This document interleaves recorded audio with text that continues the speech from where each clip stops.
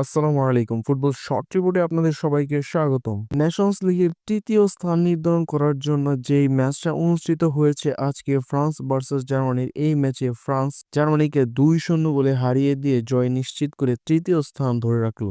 আজকের ম্যাচে Kylian Mbappe অসাধারণ পারফরমেন্স করে, যা এক কথায় দেখার মতো ছিল। সেই ক্ষিপ্রতা আর গতি যে কিলিয়ান এমবাপ্পে এখনো ধরে রেখেছে তারই প্রমাণ দিল আজকে কিলিয়ান এমবাপ্পে 1 গোল এবং 1 অ্যাসিস্ট করার মাধ্যমে। কিলিয়ান এমবাপ্পে ফ্রান্সের হয়ে আজকে প্রথম গোলটি করেন ম্যাচের প্রথমার্ধের একবারে শেষের দিকে 45 মিনিটে। চারজন ডিফেন্ডারকে পাশ কাটিয়ে ড্রিবলিং করে ডি বক্সের বাঁ প্রান্ত থেকে এক নান্দনিক শটে বল জালে জড়ান। গোলকিপার স্টেগেনের তাকিয়ে থাকা ছাড়া আর কিছুই করার ছিল না। যদিও স্টেগেন লাফিয়ে উঠে বল হাতে নাগাল পেয়েছিল, কিন্তু স্টেগেনের এই দুর্বল ছোঁয়া বলটিকে আটকাতে পারেনি, বল জালেই জড়িয়ে গেল। আর সেই প্রত্যাশিত গোল আদায় করে নিল কিলিয়ান এমবাপ্পে।